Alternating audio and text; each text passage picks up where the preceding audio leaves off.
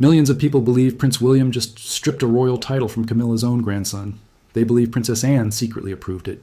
They believe Prince George came home in tears after being bullied at a family gathering, and that within days the palace was plunged into a private war nobody was supposed to see. None of it happened. And the real story of how this lie was built, spread and swallowed whole by millions of people, is stranger and honestly more revealing than the rumor itself. Let's start with what people think they know, because that's the only way to understand how deep this thing actually goes. According to the version that spread across YouTube, TikTok, Facebook, and X over the course of a few weeks in the summer of 2025, a boy referred to as Camilla's grandson, sometimes named Freddie Parker Bowles, got into a physical altercation with Prince George during what was supposed to be a relaxed royals family gathering. In some versions, it happened at Windsor. In others, it happened at Balmoral. The details shift depending on which video you watch, which is itself the first clue that something is off, but the core claim stays the same.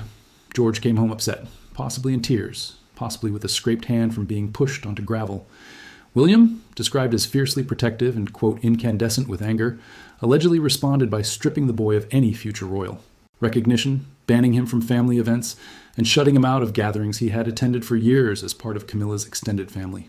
Camilla, in this version, is furious and heartbroken. Charles is torn between his wife and his son, and Princess Anne, the king's sister known across Britain for her blunt, no-nonsense reputation, is quietly said to approve of William's decision, giving the whole thing a strange kind of royal legitimacy in the eyes of anyone watching.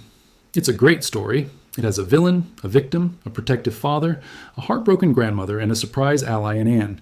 It has everything a viral video needs. The only problem is that not one part of it is true. Here's where it actually started.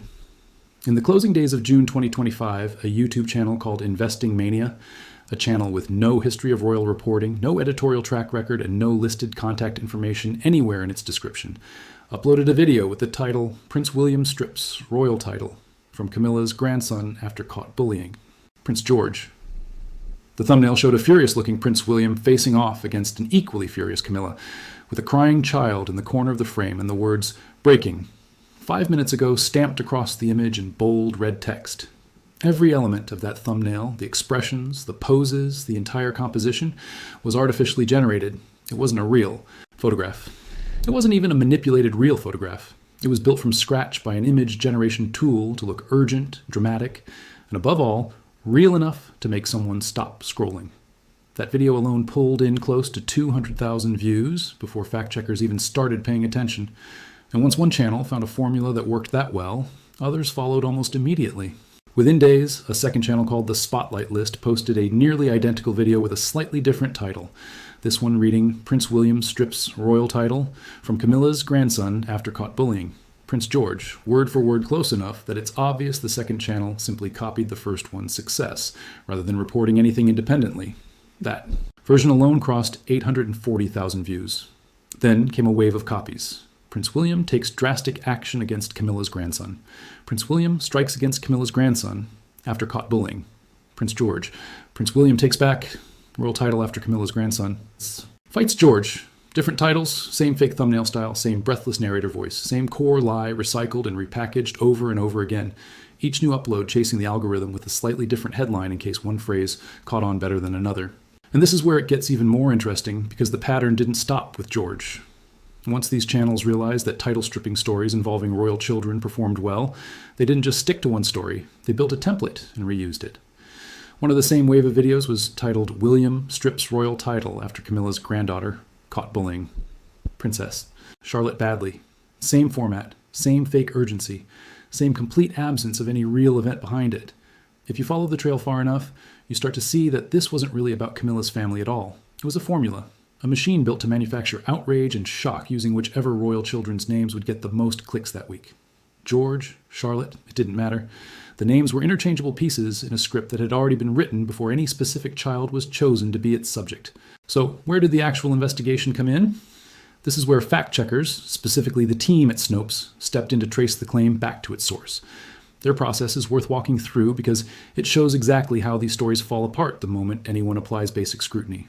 First, they searched major news outlets, the BBC, Reuters, the Associated Press, the established British tabloids that cover the royal family obsessively, and would have absolutely no reason to sit on a story this explosive if it were real. Nothing.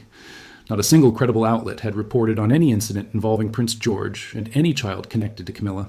Not a denial, not a confirmation, not even a rumor being covered as a rumor. Total silence from every legitimate source.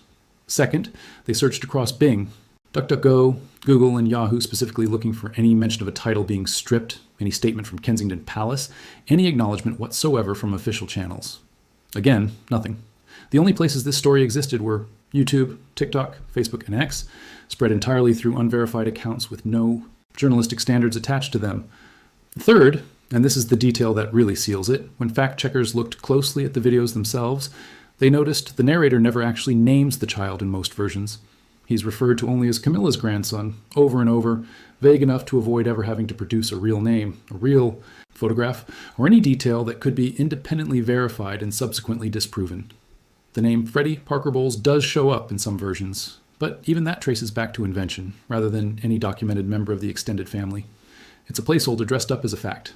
Now let's talk about why this matters beyond just one silly rumor about a royal family feud, because the mechanics behind this story are exactly the same mechanics being used across thousands of similar videos targeting celebrities, politicians, and public figures every single week. These channels operate on a simple, almost mechanical business model. Step 1. Identify a public figure or family that people are emotionally invested in. The royal family is close to perfect for this because millions of people around the world follow their every move despite having no real access to their private lives, which creates a hunger for information that legitimate coverage simply can't satisfy fast enough. Step 2. Invent a scenario that plays on existing tensions people already sense or want to believe exist. In this case, the tension between William's fierce protectiveness of his children and Camilla's complicated, often scrutinized position within the family was fertile ground. People already have opinions about Camilla. People already know William is protective of George. The rumor doesn't need to build those feelings from nothing. It just needs to activate feelings that are already sitting there waiting. Step 3.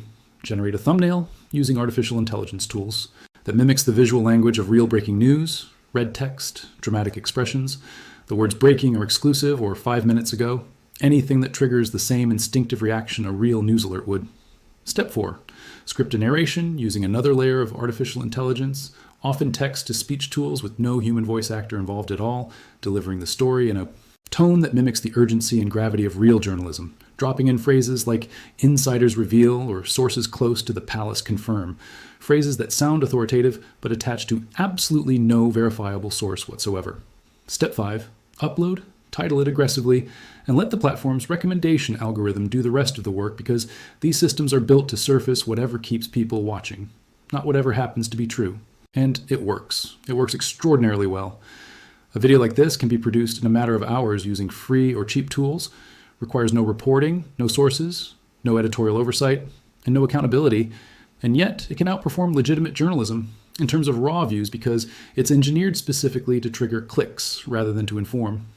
The channels behind these videos aren't trying to convince you of anything long-term. They don't care if you believe it a week from now. They care whether you click today, whether you watch long enough for an ad to play, and whether the algorithm decides to show your friends the same video tomorrow. Every view is revenue. Every share is free distribution. And because there's no name attached, no real journalist putting their credibility on the line, there's essentially no cost to being wrong. Nobody gets fired for a fake royal story. Nobody issues a correction. The video just quietly gets buried under the next wave of fabricated headlines a few weeks later, and the channel moves on to the next family, the next feud, the next crying child in a thumbnail. So let's actually talk about the real relationships involved here, because stripping away the fiction reveals something far more grounded and, frankly, far less dramatic than the rumor wants you to believe. Camilla's relationship with William has been publicly described over the years as respectful but not especially close, shaped by the complicated history of how Charles and Camilla's relationship became public in the first place. There's no indication in any credible reporting of ongoing hostility between them, and certainly nothing resembling the explosive family war depicted in these videos. William, for his part, has built a public image centered heavily on protecting his children's privacy and childhood, famously requesting that photographers and media outlets limit coverage of George, Charlotte, and Louis so they can grow up with something resembling a normal life. That protectiveness is real, and it's well documented, which is exactly why it was such an effective ingredient for these fake videos to exploit. The rumor didn't need to invent William's protectiveness. It just needed to invent an event dramatic enough to justify displaying it. Princess Anne, meanwhile, has spent decades cultivating a reputation as the most no-nonsense, low-drama member of the royal family. someone known for quietly doing an enormous amount of official work without courting headlines. The idea that she would insert herself into a private family dispute and offer secret. There's also a broader pattern worth understanding here, because this specific rumor is really just one branch of a much larger tree. Over the past several years, a whole ecosystem of channels has sprung up producing what researchers and fact-checkers now commonly refer to as AI slop content, low effort, artificially generated videos built entirely around celebrity and royal gossip, engineered purely for advertising revenue. The royal family has become one of the most reliable targets for this kind of content because of a unique combination of factors. First, enormous global name recognition, meaning almost anyone anywhere in the world will recognize the names William, Kate, Camilla, Charles, or George on site, no explanation needed. Second, an information vacuum, because the actual palace communications teams reveal very little about the family's private life, leaving a gap that speculation naturally rushes in to fill. Third, an audience that already has deep parasocial investment in these figures, people who feel like they know this family personally despite having never met them, which makes emotionally charged claims about betrayal, feuds, and secret approval hit much harder than they would for a random stranger. And fourth, the complete absence of any real consequence for getting caught. Even after Snopes published 2 separate fact checks explicitly debunking this exact rumor, the video stayed up. The channels kept their monetization. New copycat versions kept appearing under new titles well after the original story had already been proven false. This raises an obvious question. If it's this easy to spot, why does it keep working? Part of the answer lies in how people actually consume content like this. Nobody watching a 15-minute video titled Prince William Strips Royal Title stops halfway through to open a second tab and search for corroborating news coverage. The format itself discourages skepticism. The narrator speaks with total confidence. The music underneath swells at dramatic moments. The pacing mimics documentary-style journalism closely enough that most viewers simply extend the same trust they'd give an actual news broadcast without pausing to ask who's actually behind the voice or where the information supposedly came from. And because these videos are engineered specifically around existing beliefs people already hold about these public figures, William is protective, Camilla is somewhat controversial, Anne is blunt and tough. The story doesn't feel like it's asking viewers to believe something new. It feels like it's simply confirming something they already suspected, which is a far easier thing for the brain to accept than a genuinely novel claim would be. There's a term for this phenomenon that's worth understanding, because it explains a lot about why fabricated stories like this one spread so much faster than the corrections that follow them. It's sometimes called the illusory truth effect, the well-documented tendency for people to rate a statement as more likely to be true simply because they've encountered it multiple times before, regardless of whether it was ever actually verified. When someone sees 5, 6, 7 different videos across YouTube and TikTok, all making the same basic claim about William and Camilla's grandson, even if every single one of those videos originated from the same handful of low-quality channels copying each other, the sheer repetition creates a false sense of consensus. It starts to feel like everyone is reporting this, when in reality it's the same unverified claim being laundered through slightly different titles and slightly different AI-generated voices, over and over, until it simply feels true through sheer repetition alone. So what actually happened during that period, if not a family feud over a schoolyard shove? As far as anything publicly documented shows, nothing out of the ordinary. No credible outlet reported any incident. No palace statement was issued, which itself tells you something, because Kensington Palace and Buckingham Palace do occasionally respond to particularly damaging or widespread false stories when they threaten to seriously mislead the public. And their silence here reflects the fact that this rumor never rose to a level that required any official response beyond what fact-checking organizations were already doing independently. Prince George, as far as any real reporting shows, continued his childhood the way he always has, largely shielded from public scrutiny thanks to the very media, requests his parents have made for years. Camilla continued her public duties as queen. William continued balancing his public role with the same protectiveness over his children that's been consistently reported for years, none of it tied to any dramatic new incident, just the ordinary unglamorous reality of a family trying to raise children with some degree of normalcy inside an extraordinarily public role. It's worth stepping back for a moment and asking what it actually costs when stories like this spread unchecked, because it's easy to treat this as harmless entertainment, just a bit of fun royal gossip that nobody takes too seriously. But the erosion runs deeper than that. Every time a fabricated story like this gets millions of views while going completely unchallenged by the platforms hosting it, it teaches the algorithm that this kind of content performs well, which means more of it gets recommended, which means the next fabricated headline starts from an even stronger position than the last one. It also teaches real people, ordinary viewers, just scrolling through their feed, that this is simply what royal news looks like now. Breathless titles, AI-generated thumbnails, narrators with no verifiable identity, stories that never quite name a source. Over time, that lowers the bar for what people expect from information about public figures generally, not just royalty, and it makes it that much harder for actual reporting. The kind done by journalists who verify sources and issue corrections when they're wrong to compete for the same attention. There's also a quieter cost that doesn't get talked about enough, which is what this does to the actual people being written about. Even though Freddie Parker Bowles doesn't appear to correspond to any real, publicly documented member of Camilla's extended family in the way these videos describe, the broader pattern of inventing children's names and pinning fabricated bullying incidents on them sets an uncomfortable precedent. These are stories about real children, George and Charlotte specifically, being portrayed as either victims or aggressors in incidents that never happened, generated purely to be monetized. Whatever entertainment value these videos claim to offer doesn't really account for the fact that actual real children's names and images are being used as raw material for a content farm that has no relationship to their actual lives whatsoever. So how do you actually spot this kind of thing before it fools you? Because this exact template will absolutely be used again with different names, different family members, possibly even completely different public figures outside the royal family entirely. A few patterns hold up consistently. First, check whether the claim names a specific identifiable source. Real journalism cites where information comes from, a palace statement, a named insider, a court, document, something.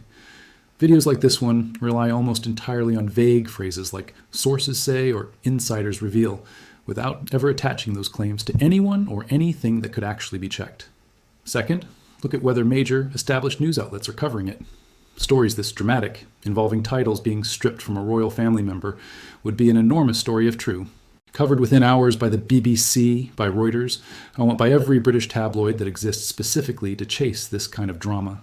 If the story only exists on YouTube and TikTok and nowhere else, that absence is itself the strongest possible signal that something is wrong. Third, pay attention to the channel itself. Does it have a track record of actual reporting, or does it exclusively post dramatic, breaking-style headlines about celebrities and royalty with no other kind of content mixed in?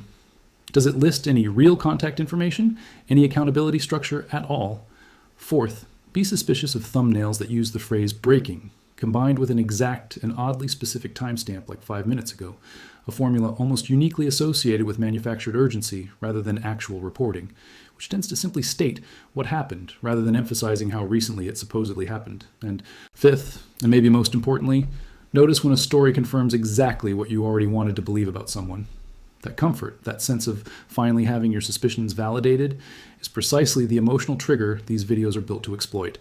And it's worth treating that feeling as a reason to look closer rather than a reason to trust the story more. None of this means the royal family is boring, or that there's nothing real worth paying attention to. There's plenty of genuine reporting on William's public role, on how he and Catherine are raising their children, on Camilla's ongoing work as queen, on the real, well-documented complexities within any large family navigating public life under this level of scrutiny. The difference is that real reporting tends to be far less dramatic, far more incremental, and far less satisfying in the way a fabricated feud with a clean villain and a clean resolution can be. Real families, royal or otherwise, don't usually resolve tension in a single dramatic confrontation with a clear winner and a clear loser. They manage it slowly, privately, imperfectly, in ways that rarely make for a compelling 15-minute video with a shocking thumbnail. It's also worth pausing on the specific choice of Princess Anne as the supposed secret approver in this story, because it's a small detail that reveals a lot about how carefully these narratives are constructed, even when everything underneath them is fake. Anne wasn't chosen at random. Out of every senior royal who could have been slotted into that role, insiders, sources, secret approver, the choice of Anne makes a strange kind of narrative sense. And that's exactly the point. She's widely seen by the public as the most disciplined, least sentimental member of the family, someone who has spent decades quietly working while avoiding the kind of tabloid entanglements that have followed other relatives. Attaching her name to a decision like stripping a title doesn't just add drama, it adds a kind of borrowed credibility, because audiences already believe she's the type of person who would make a hard, unsentimental call like that if it were ever necessary. That's the craft behind these fabrications, if you can call it craft. They don't invent traits out of nowhere. They borrow real public perceptions and graft them onto invented events so the fake story feels consistent with what people already believe, even though none of the specific claims inside it are true. The same logic applies to why William was cast as the one taking action, rather than, say, Charles or Kate.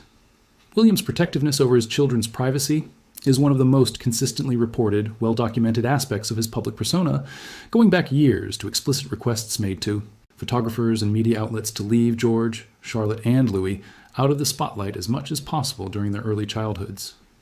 That protectiveness is real. It's just being redirected here toward an event that never occurred, dressed up as decisive fatherly justice against a bully, because that framing taps directly into an image of William the public already has stored away, ready to be activated by the right headline. It's also useful to understand just how fast and cheap this entire production pipeline has become, because that speed is central to why so many nearly identical videos can flood out within days of each other.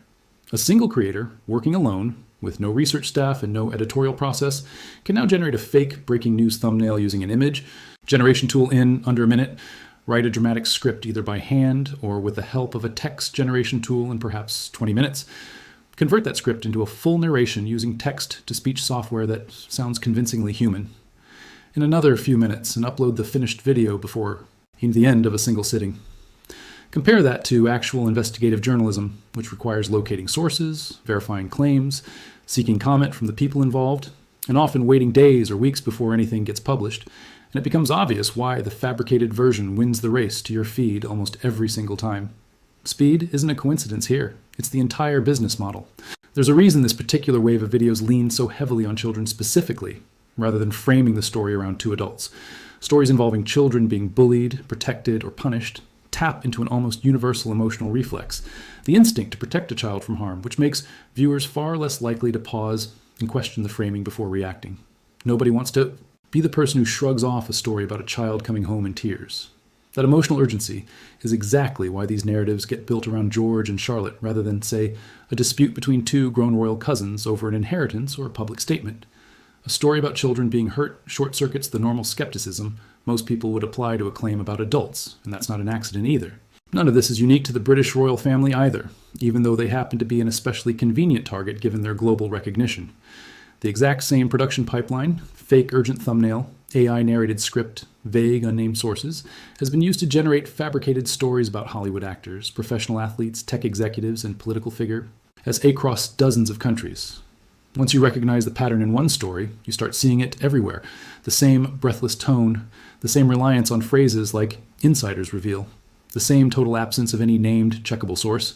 Recognizing it here in this one specific royal rumor is really practice for recognizing it the next time it shows up wearing a completely different set of names. So the next time a headline promises that a member of the royal family has stripped a title, banished a relative, or delivered some dramatic ultimatum behind closed doors, pause before accepting it. Ask where the actual source is. Search for it somewhere beyond the platform that first showed it to you. Notice whether it's confirming something you already suspected a little too neatly. In this specific case, there was no bullying incident, no stripped title, no secret approval from Princess Anne, and no boy named Freddie Parker Bowles whose future was quietly destroyed behind Windsor's walls. There was only a thumbnail, a script written by nobody in particular, a voice generated by a machine, and an algorithm more than happy to spread it to millions of people who never got the chance to hear it wasn't true. That's really the part worth sitting with longest. Not the fake feud itself, which will be forgotten within a few months, and replaced by some new invented crisis wearing a different set of royal names, but the machinery behind it quietly running in the background, learning exactly which words and images make people stop scrolling and getting better at it every single time a video like this succeeds. The rumor about William, Camilla, George, and Anne wasn't really about them at all. It was a test run, one small demonstration of how convincingly a completely invented event can be dressed up to look, sound, and feel like real news. The names could have been anyone's. This time, they happened to belong to a family the whole world already thinks it knows.